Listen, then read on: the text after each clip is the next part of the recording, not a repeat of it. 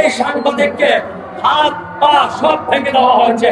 সংবাদ প্রকাশ করলে এই বাংলাদেশে কি হয় আপনারা দেখেন।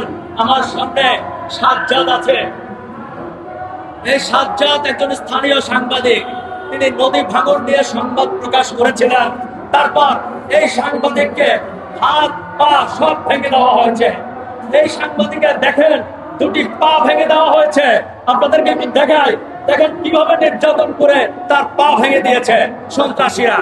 আপনারা দেখেন এই ছেলেটির দুটি হাত ভেঙে দিয়েছে। আপনাদেরকে আরো দেখাই, দেখেন মানুষ কোনো কিছু সংবাদ প্রকাশ করতে হলে লিখতে হবে, তার সবচেয়ে জরুরি হচ্ছে ডান হাতের এই আঙ্গুলটি।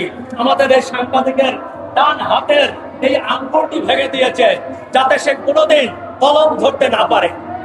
এর নাম কি স্বাধীন দেশ? এর নাম কি সাংবাদিকতা? সারা বাংলাদেশে এভাবে সাংবাদিক নির্যাতন হচ্ছে। সাজ্জাদ একটি উদাহরণ মাত্র। সাজ্জাদ যদি বিচার না পায় এই বাংলাদেশে কোনো সাংবাদিক বিচার পাবে না। বাংলাদেশের আনাচে কানাচে এভাবে যখনই কোনো সাংবাদিক জ্বলে ওঠে, যখন কোনো সাংবাদিক কথা বলে প্রতিবাদ করে, তখন তাকে এভাবে নির্যাতন করে হাত পা ভেঙে দেওয়া হয়।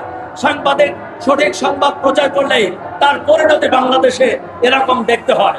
প্রশ্ন হচ্ছে এরকম আর কতদিন দেখতে হবে? আমি যদি সাজ্জাদের একটু পরিচয় দেই। সাজ্জাদ বাংলাদেশ পুলিশের একজন কর্মকর্তার ছেলে। আপনারা চিন্তা করেন, প্রশাসনের একজন কর্মকর্তার ছেলে, পুলিশের ছেলে আজকে দাঁড়ে দাঁড়ে ঘুরছে, সে বিচার পাচ্ছে না। একজন পুলিশের ছেলে, তিনি মামলা করেছেন, আসামিরা প্রকাশ্যে পুলিশের সাথে চা নাস্তা খায়, পুলিশ তাদেরকে গ্রেফতার করছে না। এ হচ্ছে বাংলাদেশের সাংবাদিকদের অবস্থা। আপনারা স্বাধীন গণমাধ্যম বলছেন, আপনারা সংবাদপত্রকে সমাজের চতুর্থ স্তম্ভ বলছেন, অথচ চতুর্থ স্তম্ভ মানে কি দেখেন বর্তমানে দাঁড়িয়েছে যে চার হাত পা ভেঙে দিলে তাকে সংবাদপত্রের চতুর্থ স্তম্ভ বলে। এ হচ্ছে আমাদের করুণ পরিণতি, সাংবাদিকদের করুণ পরিণতি। আমরা সাজ্জাদের পাশে আছি। সরকারকে দ্রুত অনুরোধ জানাবো, সাজ্জাদের এই ঘটনার বিচার করতে হবে। সন্ত্রাসীরা এখনো প্রকাশ্যে ঘুরে বেড়াচ্ছে।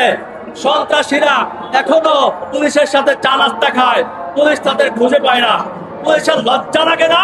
প্রশাসনের লজ্জা লাগে না? একজন পুলিশ কর্মকর্তার ছেলে সাংবাদিক, সে মার খায়, তার হাত পা ভেঙে দেওয়া হয়, এই দেশে তার বিচার নাই। আপনারা চিন্তা করে দেখেন আমরা কতটা ঝুঁকির মধ্যে আছি, বাংলাদেশের সাংবাদিকরা কতটা ঝুঁকি নিয়ে কাজ করে। আমি বাংলাদেশ সাংবাদিক নির্যাতন প্রতিরোধ কমিটির সাধারণ সম্পাদকের দায়িত্ব নিয়েছি। আমার সাথে আমাদের শ্রদ্ধাভাজন বড় ভাই জনাব আবু জাফর সাহেব আছে। আমরা সারা বাংলাদেশে এই সাংবাদিক নির্যাতনের তীব্র নিন্দা জানাই, প্রতিবাদ জানাই। আমরা ভবিষ্যতেও এটা নিয়ে কাজ করব। আশা করি আপনারা আমাদের সাথে থাকবেন ইনশাআল্লাহ।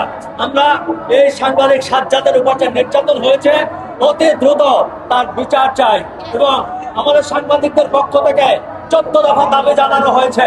সেই 14 দফা দ্রুত বাস্তবায়ন করতে হবে। সেই বাস্তবায়নের জন্য সরকারের কাছে দাবি জানাই। ইতিপূর্বে বাংলাদেশের প্রধানমন্ত্রীর কাছে স্মারকলিপি দেওয়া হয়েছে, সেই দাবি এখনো মানা হয়নি। আমি আশা করছি বর্তমান সরকার, বর্তমান মাননীয় প্রধানমন্ত্রী এই সাংবাদিকদের বিষয়গুলো গুরুত্বের সাথে দেখবেন এবং এটির বিচার করবেন। এই ঘটনার সবসময় সাংবাদিকদের পাশে থাকবেন, সাংবাদিক বান্ধব হবেন।